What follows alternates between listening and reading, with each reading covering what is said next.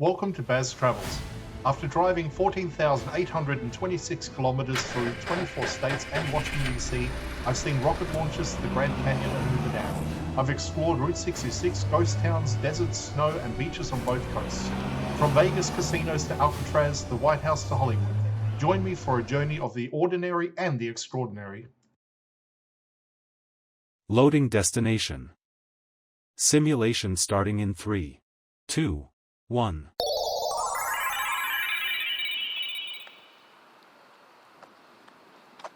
To look around, move your phone or tablet. Click and drag if on a computer or move your head if using a VR headset. Please like and subscribe. Chicago Yacht Club exists because Lake Michigan behaves less like a calm inland lake and more like an inland sea.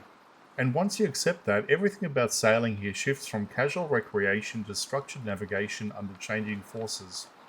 Founded in 1875, the club formed during a period when Chicago was expanding as a transport hub, and the lake was already central to trade and movement. Early members were not just sailing for leisure, they were operating in environments where wind direction, distance, and exposure could change outcomes quickly, which pushed the club towards organized competition and formal structure.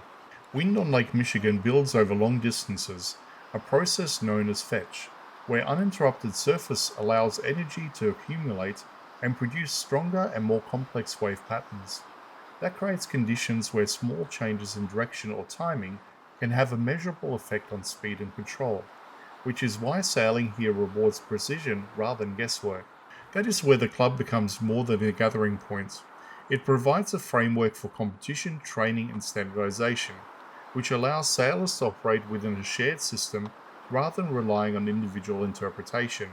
Rules define how races are conducted, timing structures ensure coordination, and safety protocols manage risk across large open water. One of the clearest examples of this system in action is the Chicago Mackinac Race. This race covers roughly 300 miles across Lake Michigan, and it is not a short sprint. It is an extended test of navigation, endurance, and decision-making. Crews must account for shifting wind patterns, temperature gradients, and lake currents, all while maintaining mechanical reliability over long periods.